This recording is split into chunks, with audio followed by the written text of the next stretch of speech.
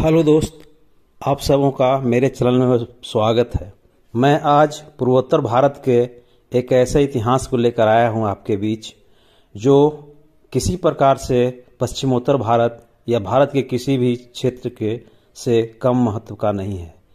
ये पूर्वोत्तर भारत में अहोम राज का ही राजकाल था उस समय। तो उसी समय एक उनके सेनापति थे लचित बोरफुकन, जिनका इतिहासकारों ने तुलना पूर्वोत्तर का शिवाजी से किया गया है।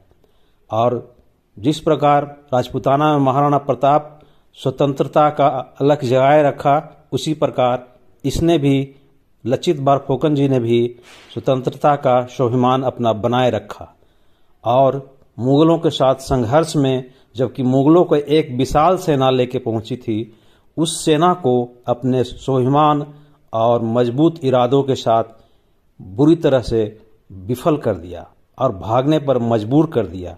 ये लड़ाई सरायघाट की है, जो ब्रह्मपुत्र नदी के किनारे लड़ी गई थी। आज भी उस सेनानायक का, लचित बोरफुकन का, ब्रह्मपुत्र नदी के किनारे एक 35 फुट ऊंचा बीच किनारे में एक बहुत बड़ा प्रतिमा बना हुआ है। और मैं इसी कहानी में आगे बढ़ूंगा। आपको पसंद आएगा तो लाइक और सब्सक्राइब जरूर करेंगे।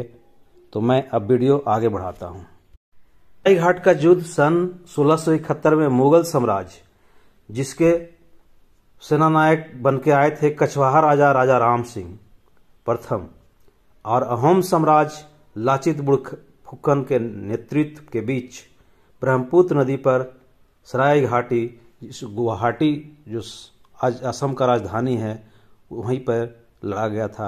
हालांकि कमजोर अहम सेना जो थी बहुत कमजोर थी, मतलब उनके पास सेना का कमी था, लेकिन उनको शक्ति और स्वाभिमान बिल्कुल बहुत ऊंचा था, जिसके बल पर उन्होंने पूरी तरह से रणनीति और मनोवैज्ञानिक युद्ध कौशल से मुगल सेना को हराया था। तो मैं आज वीडियो शुरू कर रहा हूं, आप वीडियो में बने रहेंगे। राजा राम सिंह के नेतृत्व में अहोम साम्राज्य के नायक लचित बोरफुकन के बीच में ब्रह्मपुत्र नदी पर सरायघाट में एक युद्ध लड़ा गया था, जिसे सरायघाट का युद्ध कहते हैं। हालांकि कमजोर अहोम सेना ने बेहतर रणनीति और मनोवैज्ञानिक युद्ध कौशल से मुगल सेना को तितर बितर कर दिया। चूंकि इनके पास एक और प्लस पॉइंट था कि इनका जो जल सेना था बहुत ही मजबूत थे। इनके सैनिकों अहोम राज्य के सेना को जल में भी युद्ध करने का बहुत ही अनुभव था, और मुगल सैनिक बिल्कुल जल युद्ध करने में असमर्थ थे। तो ये भी एक बड़ा प्लस पॉइंट था अहोम राज्य के पास। तो मुगलों द्वारा असम में अपने साम्राज्य विस्तार करने के प्रयास में अंतिम लड़ाई लड़ी थी। भारतवर्ष का इतिहास लचित बोरफुकन जैसे वीर सपूतों के शौर्य और वीरता का महाआख्यान है। प्रसिद्ध इतिहासकार सूर्य कुमार भुइयां ने पूर्वोत्तर भारत का शिवाजी माना है। बोरफुकन ने पूर्वोत्तर भारत में ही स्वतंत्रता ज्वाला जलाई, जो मुगल आक्रांताओं के विरुद्ध दक्षिण भारत में छत्रपति शिवाजी महाराज ने, और पंजाब में गुरु गोविंद सिंह ने, और राजपूताना महाराणा प्रताप ने जलाई थी। असम हमारे विशाल और महान देश के दो विपरीत छोर पर हो सकते हैं, लेकिन वे एक समान इतिहास और साझी विरासत और एक समान भावना से एकजुट होते हैं।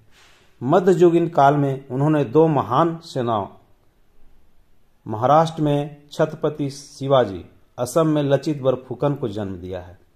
लचित बोरफुकन का जन्म 24 नवंबर 1622 को अहोम साम्राज्य के एक अधिकारी सेंग कालुक मोइसाई, इनकी माता का नाम कुंदी मराम के घर हुआ था। उनका पूरा नाम चाउ लाचित फुकनलुंग था। लचित को अहोम साम्राज्य के राजा चक्रध्वज सिंह की शाही घुड़साल के अधीक्षक और महत्वपूर्ण सिमुलगढ़ किले के प्रमुख के रूप में नियुक्त किया गया। बहादुर और समझदार लचित जल्दी ही अहोम साम्राज्य के सेनापति बन गए। बोरफुकन लचित का नाम नहीं बल्कि उनकी पदवी थी। पूर्वोत्तर भारत के हिंदू साम्राज्य अहोम की सेना की संरचना बहुत ही व्यवस्थित थी। एक डेका 10 सैनिकों का, बोरा 20 सैनिकों का, सैकिया 100 सैनिकों का, हजारिका 1000 सैनिकों का, राजखोआ 3000 सैनिकों का जत्था होता था। इस प्रकार बरफुकन 6000 सैनिकों का संचालन करता था। लचित बरफुकन इन सभी के प्रमुख थे। बरफुकन बनने के बाद लचित के सामने बहुत सी चुनौतियां थी। उनके सामने एक तरफ मुगलों की विशाल और संगठित सेना थी, दूसरी तरफ अहोम साम्राज्य की निराश और विखंडित सेना।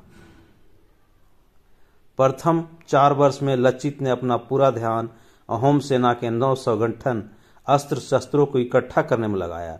इसके लिए उन्होंने नए सैनिकों की भर्ती की, जल सेना के लिए नौकाओं का निर्माण कराया, हथियारों की आपूर्ति, तोपों का निर्माण और किलों के लिए मजबूत रक्षा प्रबंधन इत्यादि का दायित्व अपने ऊपर लिया। उन्होंने यह सब इतनी चतुराई और समझदारी से किया कि इन सब तैयारियों की मुगलों को भनक तक नहीं लगने दी।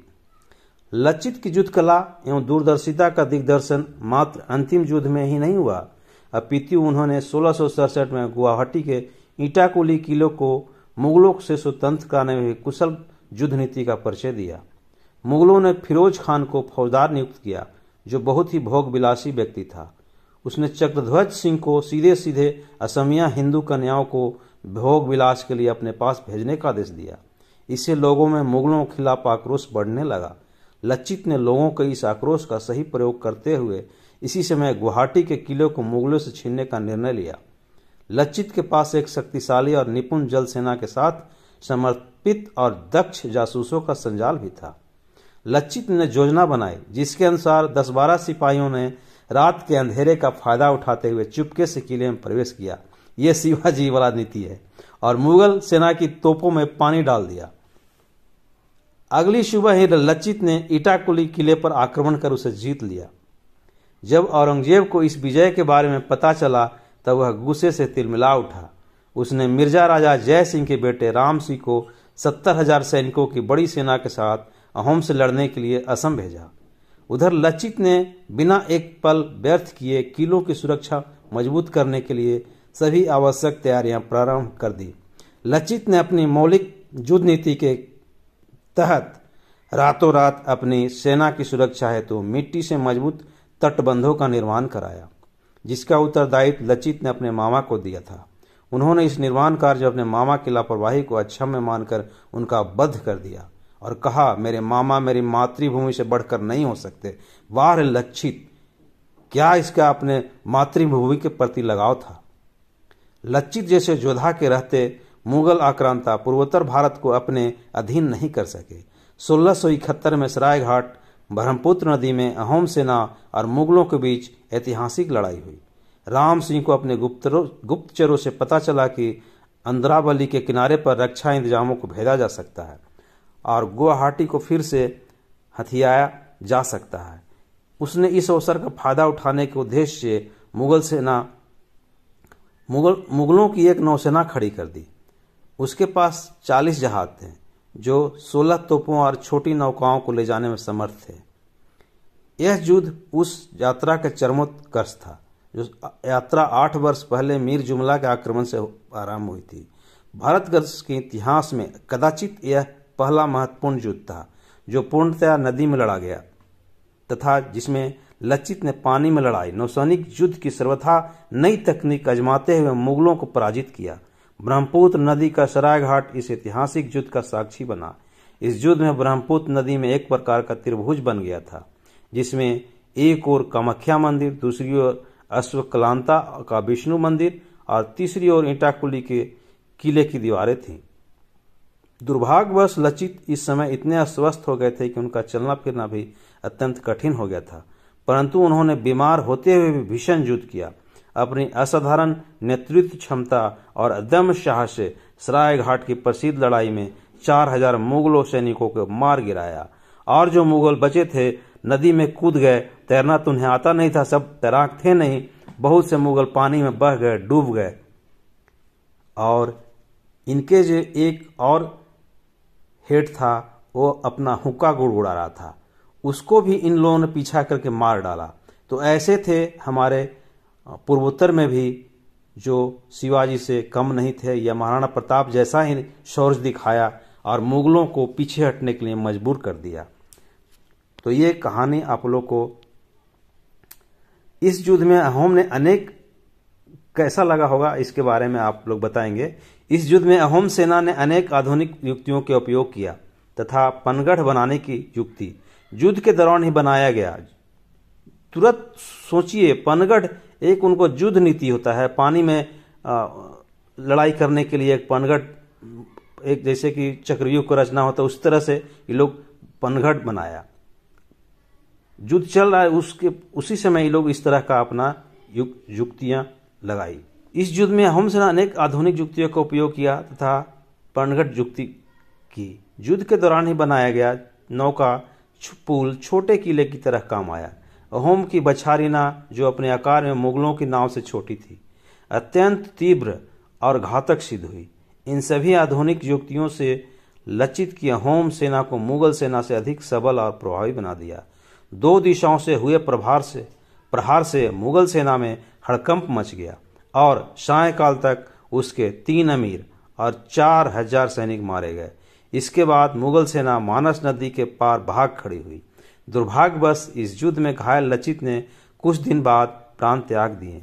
सरायघाट की इस अभूतपूर्व विजय ने असम के आर्थिक विकास और सांस्कृतिक समृद्धि की आधारशिला रखी। आगे चलकर असम में अनेक भव्य मंदिरों आदि का निर्माण हुआ। यदि सरायघाट के युद्ध में मुगलों की विजय होती तो वह असमवासी हिंदुओं के लिए सांस्कृतिक विनाश और पराधीनता लेकर आती। मरणोपरांत भी लचित असम के लोगों और अहोम सेना के हृदय में अग्नि की ज्वाला बनकर धधकते रहे और उनके प्राणों का बलिदान व्यर्थ नहीं गया। लचित द्वारा संगठित सेना ने 1682 में मुगलों से एक और निर्णायक युद्ध लड़ा। इसमें उसने अपने इटाकुली किले से मुगलों को खदेड़ दिया। इसके बाद मुगल फिर कभी असम की ओर नहीं आए। लचित को सम्मान देने के लिए राष्ट्रीय रक्षा अकादमी के सर्वश्रेष्ठ कैडेट को लचित बरफुकन स्वर्ण पदक से सम्मानित किया जाता है। बरफुकन की स्मृति को चिर स्थायित्व प्रदान करने के लिए हुलुंगपारा में समाधि बनाई गई है। तो आपको ये वीडियो कैसा लगा कमेंट करके जरूर बताएंगे। आप वीडियो में बने रहने के लिए आप सबों को धन्यवाद। आप सबों के प्रयास से ही मेरा इस तरह से मनोबल बना हुआ है और आपके बीच भी हम बने हुए हैं। तो धन्यवाद भैया आप सबों को।